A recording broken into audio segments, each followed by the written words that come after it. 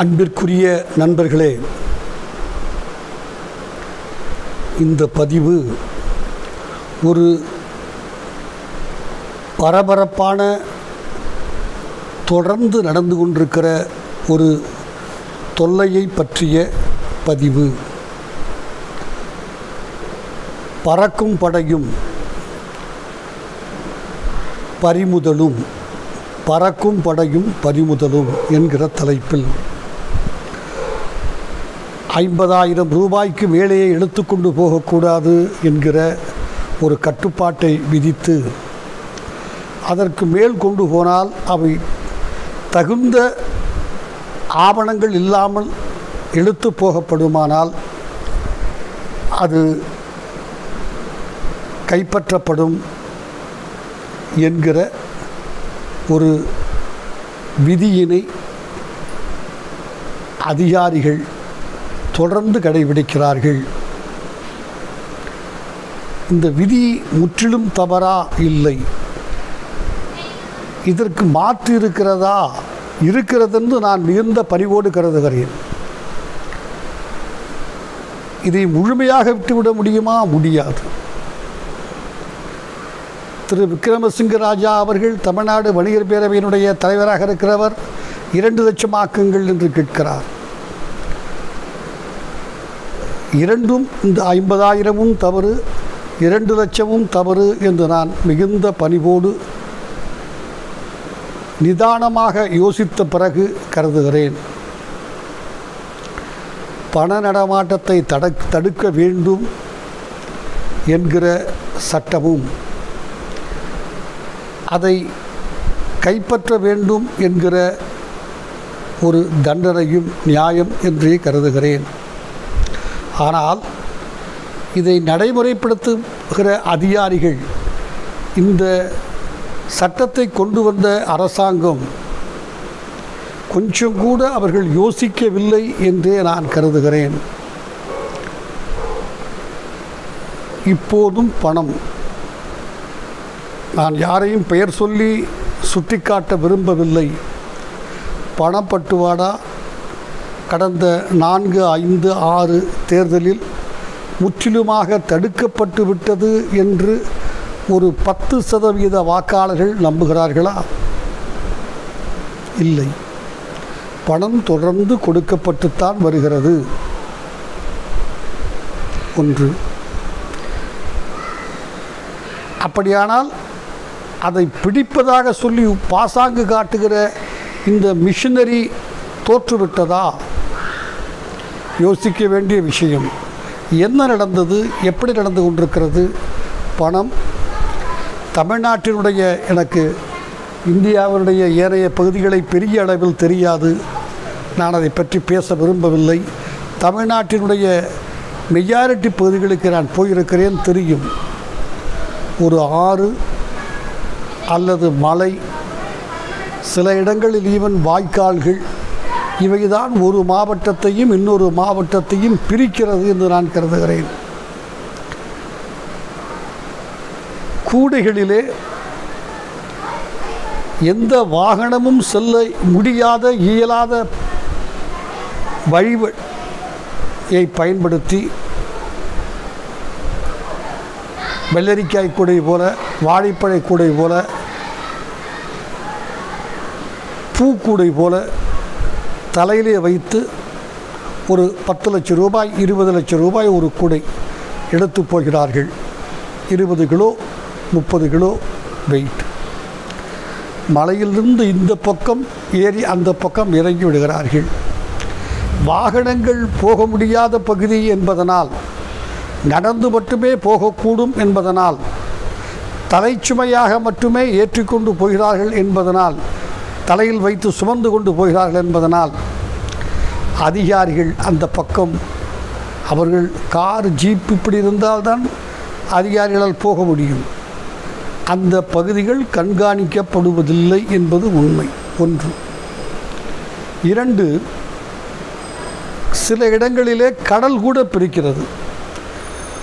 மீனவர் குப்பங்களிலிருந்து மீன்பிடி படகுகளைப் போல, மீனைப் போல ஒரு பேப்பரில் கவரில் சுற்றி மேலே மீனை வைத்து கீழே படத்து கட்டுக்களை வைத்து எடுத்து போகிறார்கள். அக்கறைக்கு கொண்டு போய் கொடுத்து விடுகிறார்கள். இதையெல்லாம் நான் நேரடியாக அறிந்தவன். இதை 50,000 என்பதே இது எஃபெக்டிவாக இல்லை என்று நான் கருதுகிறேன். காரணம், இதை ஒரு 1000 ரூபாய் சம்பளம் கொடுத்து காலையிலிருந்து மாலை வரை ஷட்டில் ட்ரிப் ஒரு 6 தடவை அவனை போகச் சொன்னால் ஒரு 30 கிலோமீட்டர் 40 கிலோமீட்டர் அவன் 49,000 ரூபாய் 6 முறை ஒரு 2,94,000 ரூபாய் வந்துவிடும். எடுத்து போய்விடுகிறான். எப்போது பிடிபட்டாலும் அவன் அதுதான். ஒரு 2 சக்கர வாகனத்திலே சைக்கிளாக கூட இருக்கலாம், அதனுடைய தூரத்தை பொறுத்து போய் வந்து விடுகிறான். அவனுக்கு ஒரு 1000 ரூபாய் வருமானம். கருவாட்டு கூடைகள், கருவாட்டு விற்கிற பெண்கள், வாழைப்பழம் விற்கிற பெண்கள் கூடைக்கு அடியிலே பணக்கட்டை வைத்து மேலே வாழைப்பழம் அல்லது கருவாடு, கத்தரிக்காய், வெண்டிக்காய், வெங்காயம் இவைகளை விற்று வீதி வீதியாக விற்றுக்கொண்டே போகிறார்கள். குறிப்பிட்ட வீதியில் கொடுத்து விடுகிறார்கள்.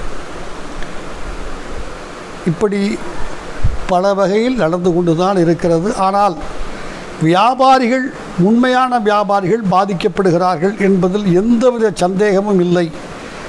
ஏதாவது செய்தாக வேண்டும். எல்லா இடங்களிலும் செக் ஏற்றுக்கொள்ளப்படுவதில்லை. 2, டிடி எடுப்பதற்கெல்லாம் எப்போதும் முடிவதில்லை. டிடி எடுப்பதற்கும் பணம் எடுத்து கொண்டு போய் எல்லா நேரங்களிலும் வங்கியில் பணம் இருக்கும் என்று சொல்ல முடியாது. பணத்தை கட்டி டிடி எடுக்கிறோம். எனவே அதுவும் ஒரு சரியான நடைமுறை அல்ல. என்னதான் செய்வது? ஒரு வீடு கட்டுகிறவர், அப்பார்ட்மெண்ட் கட்டுகிறவர் சென்னையை போன்ற நகரங்களிலே அல்லது ஒரு முனிசிபல் நகரத்தில் 30 பேரை வேலை வாங்குகிறார் வைத்து. அவர்களுக்கு கூலி என்பது சனிக்கிழமை மாலை தான் ஒரு வார கூலி. கிட்டத்தட்ட 2 லட்சம் ரூபாய் 3 லட்சம் ரூபாய் பணமாக தேவைப்படுகிறது. எடுத்து போக வேண்டிய அவசியம் இருக்கிறது. கோயம்பேட்டில் காய்கறி வாங்குகிறவர்கள் கூட, இன்னும் பல பொருட்கள் வாங்குகிறவர்கள் கூட 50,000க்கு மேலே எடுத்து போய் வாங்க வேண்டிய அவசியம் நேர்கிறது. விடியற் காலையிலே கோயம்பேட்டில் நான் அந்த பகுதியில் வசித்தவர் என்பதனால் நேரடியாக நான் பார்த்திருக்கிறேன். ஒரு வேன் வைத்து கொண்டு அதில் 6 பேர் வியாபாரிகள் ஒன்றாக போய் இரவு அங்கே படுத்துக்கொள்வார்கள். காலையில் 4 மணிக்கு வாங்கி கொண்டு திரும்பி விடுவார்கள். கத்தரிக்காய், வாழைக்காய், தேங்காய், தக்காளி எல்லாம். அவர்கள் 6 பேர் 7 பேர் ஒரே வண்டி, ஒரு வேன் எடுத்து கொண்டு போவதால் டாடா 407 என்று வைத்துக் கொள்ளுங்கள். அவர்கள் வைத்திருக்கிற பணத்தை எல்லாம் கூட்டினால் 63,044 ரூபா 72 பைசா மொத்தமாக கூட்டினால் பிடித்து விடலாம். ஏனென்றால் ஒரே வேரில் போகிறார்கள். தடுப்பது அங்கேயும் இயலாது. ஆனால் ஏதாவது செய்தாக வேண்டிய கட்டாயம் இருக்கிறது. என்ன செய்வது என்பதுதான் பிரச்சனை. பல வியாபாரிகள், மஞ்சள் வாங்குகிறவர்கள், பெரிய சந்தைக்கு போய் 100 கிலோ 200 கிலோ வாங்குகிறவர்கள் இவரெல்லாம் நெல் வியாபாரிகள் பாதிக்கப்படுகிறார்கள். மறுப்பதற்கே இல்லை, நான் முழுமையாக ஏற்றுக்கொள்கிறேன். இப்படி பணப்பட்டுப்பாடாவையும் தடுக்க வேண்டும். ஒரு உண்மையான நியாயமான பணம் எடுத்து போவதையும் அனுமதிக்க வேண்டும் என்றால் அரசாங்கம் ஒரு வழி கண்டுபிடித்தாக வேண்டும். 46 ஆண்டு காலம் வக்கீலாக இருந்திருக்கிற எனக்கு தகுந்த ஆவணங்கள் என்றால் இதுவரை சத்தியமாக என்ன என்று எனக்கு தெரியாது. எவனாவது ஒரு கலெக்டர் சட்டையை பிடித்து சொல்லுங்கள் அவனை, ஏய் இந்த 1 லட்ச ரூபா நான் எடுத்துகிட்டு போகிறேன்டா, எதுக்குடா தகுந்த ஆதாரம் ஆவணங்கள்? எனக்கே நேர்ந்தது. ஒருவர் எனக்கு பணம் கொடுத்து அனுப்புகிறார். நான் கொடுத்த பணத்தை திருப்பி தருகிறார். அவரும் இதை கேட்டுக்கொண்டிருப்பார். அவருக்கு எனக்கு தெரிந்தவர் ஒரு 30 ஆண்டு கால பழக்கம் என்பதனால் பணம் கொடுத்தேன், அவரை திருப்பி தருதார். இந்த தேதியில் கொடுத்து என்றால் கொடுத்து விட்டார். எனக்கு அனுப்புகிறார். நான் பணம் வாங்குகிற போது அவரிடம் புறோ நோட்டு வாங்கவில்லை. ஸோ நாளைக்கு அவர் இல்லை என்று சொன்னால் கூட நான் அதை வசூலிக்க முடியாது. என்னிடமும் தகுந்த ஆவணங்கள் இல்லை, அவரிடமும் இல்லை. ஆனால் எனக்கு பணம் திருப்பி கொடுத்தாக வேண்டும். பேங்கில் போட முடியாது என்றால் நானே அவருக்கு கொடுக்கவில்லை. அவர் என்ன செலவுக்கு என்னிடம் வாங்கினார் என்று எனக்கு தெரியாது. எல்லா பணத்தையும் நான் பேங்குக்கு எடுத்து போகிற போதே மாட்டிக்கொள்வேன்.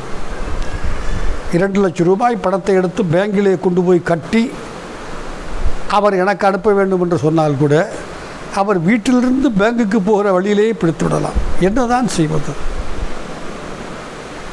வழி இருக்கிறது என்று நான் மிகுந்த பணிவோடு கருதுகிறேன். கேள்வி கேட்பதற்கு அறிவு தேவையில்லை. ஒரு பிரச்சனையை தீர்த்து வைப்பதற்கு உபாயம் கண்டுபிடிப்பதற்குத்தான், சொல்யூஷன் கண்டுபிடிக்கிற யுக்தி உள்ளவன் அறிவாளி. செய்யலாம். முதலில் அரசாங்கம் இந்த தகுந்த ஆவணங்கள் என்றால் என்ன பொருள்? அவர்கள் எதை பிடிக்கிறார்கள்? தங்க நகைகள் தெரிகிறது அவர்களுக்கு. இது ஒரு வியாபாரி எடுத்து போகிறான், நன்றாக தெரிகிறது. செய்கிற இடத்திலிருந்து விற்பனை இடத்துக்கு கொண்டு போகிறான். சில இடங்களிலே ஆடைகள் போகின்றன. கிட்டத்தட்ட இந்த முறை மட்டுமே 3 முறை ஏடிஎம்முக்கு போன பணத்தை பிடித்து வைத்து கொண்டு 4 கோடி மாட்டிவிட்டது, 2 கோடி மாட்டிவிட்டது என்று வெட்கமில்லாமல் சொல்லுகிறார்கள். இவர்களுக்கு தெரிகிறது அது போனது இந்த பேங்கிலிருந்து ஏடிஎம் நிரப்பப் போகிறது என்று எடுத்து போகப்படுகிறது தெரிகிறது. ஆனாலும் கூட பத்திரிகையிலே செய்தி இந்த அதிகாரிகள் இவ்வளவு பணம் பிடித்து இதுவரை 93 கோடி ரூபாய் மாட்டியிருக்கிறது. இந்த 93 கோடி ரூபாயில் அநேகமாக 3 கோடி ரூபாய் கூட கணக்கில்லாத தவறான பணமாக இருக்காது. 90 கோடி ரூபாய்க்கு கணக்கு இருக்கிறது. சரியான நியாயமாக எடுத்து செல்லப்பட்ட பணம்தான். இதுவரை தயவுசெய்து எவனாவது ஒரு கலெக்டரை சொல்லுங்கள். கிட்டத்தட்ட 5 லட்சம் ரூபாய் சம்பளம் வாங்குகிறவன், சம்பளம் என்றால் எல்லாம் சேர்த்து, இது தகுந்த ஆவணங்கள், இது எதற்கு சொல்லுங்கள். ஆஸ்பத்திரிக்கு பணம் கட்ட வேண்டும், அவன் செக்கு வாங்க மாட்டேன்கிறான். எனக்கே நேர்ந்திருக்கிறது. ஆஸ்பத்திரிக்கு அங்கே போய் பணம் கட்டிய போது தான் ரசீது வரும். நான் பேங்கிலே எடுத்தேன், ஆமாம் காண்பிக்கலாம், இந்த பாருங்கள் என்னுடைய பாஸ்புக்கில் எடுத்திருக்கிறேன், உண்மை. அல்லது என்னுடைய உறவினர்கள் பணம் கட்ட வருகிறார்கள் ஒரு மருத்துவமனைக்கு, வேறு என்ன இருக்க முடியும்? அவரை சேர்த்திருக்கிறோம், டிஸ்சார்ஜ் அப்போது தான் எனக்கு அந்த ஃபைலே கொடுப்பான். தயவு செய்து முதலில் அதிகாரி என்று சொல்லிக்கொண்டு திரிகிறவன் ஜம்பமாக எது ஆவணம், சரியான ஆவணம் என்று அவன் சொல்ல தெரியவில்லை. இது ஊரை ஏமாற்றுகிற வேலை. ஒன்று. சரி, என்னதான் செய்வது? மிக எளிது நண்பர்களே. 1 கோடி ரூபாய் வேண்டுமானாலும் எடுத்து போங்கள். நான் சொன்ன ஒரு சின்ன விஷயத்தை கடைபிடித்தால் இந்த பிரச்சனையே எழாது, இது தீர்ந்துவிடும். தமிழ்மணியாகிய நான் 2,42,000 ரூபாய் 2,000 ரூபாய் எடுத்து போகிறேன் என்று சொன்னால்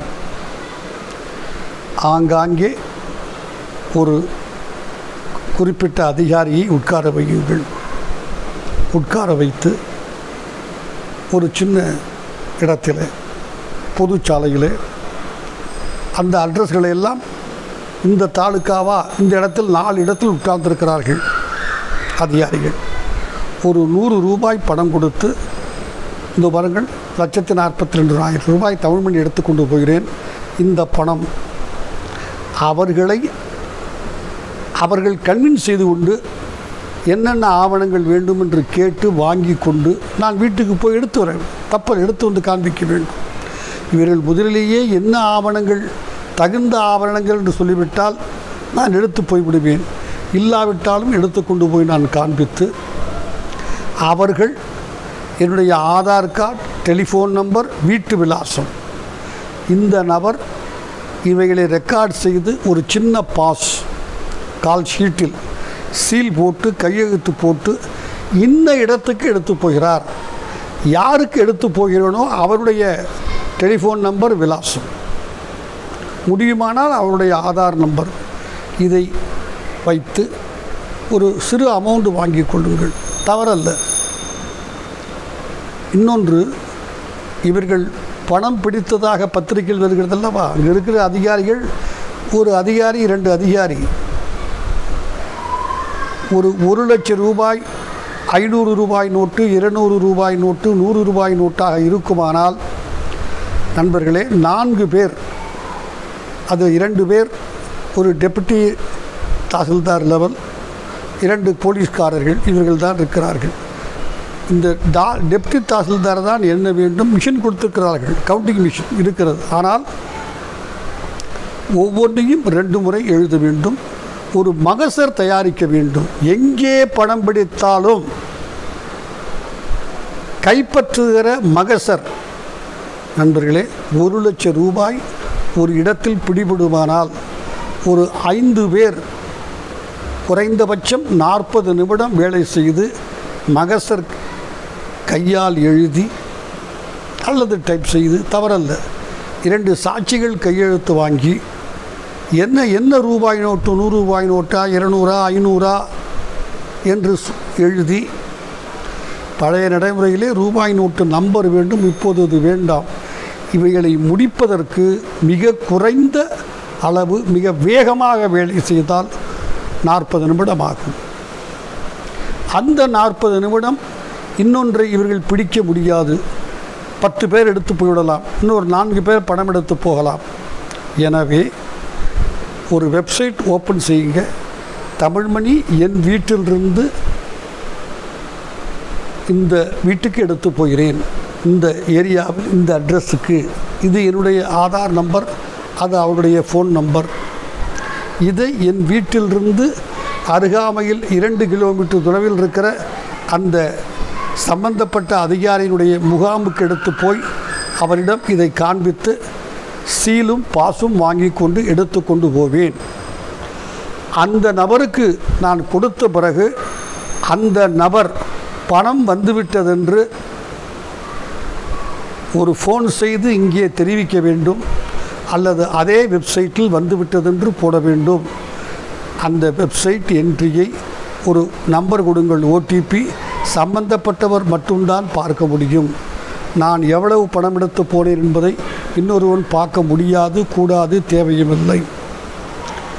இப்படி ஆதார் நம்பர், டெலிஃபோன் நம்பர், வீட்டு விலாசம், பணம் எடுத்து போகிறவன் வாங்க போகிறவனை நீங்கள் கேட்டாலேயே 100% குறைந்தபட்சம் இன்கம் டேக்ஸில் மாற்றிக்கொள்வோம் என்று எவனும் பணம் எடுத்து கொண்டு வரமாட்டான். 10% எடுத்து வருகிறவன் நியாயமான காரணங்கள், ஆவணங்கள், என்ன தேவையோ அந்த தஸ்தாவேஜுகள் இருக்கும், ஒரு சிறு தொகையை வாங்கி கொள்ளுங்கள். அது மட்டுமல்லாமல், எப்படி நீங்கள் ஒரு கார் ஓட்டி போகிற போது தமிழ்மணியிடம் லைசன்ஸ் இருக்கிறது, ஆனால் அந்த இடத்தில் லைசன்ஸு கையில் வைத்திருக்கவில்லை என்று சொன்னால் எனக்கு 10,000 ரூபாய் ஃபைன் போடலாம், காரை பிடித்து வைத்துக் கொள்ளலாம் என்பது போல அந்த பணத்தில் 25% 50% நாங்கள் அரசாங்கத்துக்கு கான்ஃபிஸ்கேட் செய்து விடுவோம் என்று சொல்லுங்கள். இந்த பணப்பிரச்சனை மிக நிச்சயமாக தீர்ந்துவிடும், உங்களுக்கு சந்தேகமே இல்லை. அதையும் மீறி ஒரு 10% நடக்கலாம், தடுக்க இயலாது. எல்லா சட்டங்களிலும் சில தளர்வுகள் நம்மால் தடுக்க முடியாது இருக்கும். ஆனால் நான் சொல்லுவது போல் எடுத்து போகிறவன், அதை பெறப்போகிறவனுடைய Aadhaar number, address, telephone number இவைகளை ரெக்கார்ட் செய்து ஒரு பாஸ் கொடுத்து விட்டால் இன்கம் டேக்ஸ்காரன் பின்னாடி வந்து விடுவான் என்கிற பயமே இருக்கும். பிரச்சனை தீர்ந்துவிடும். நன்றி.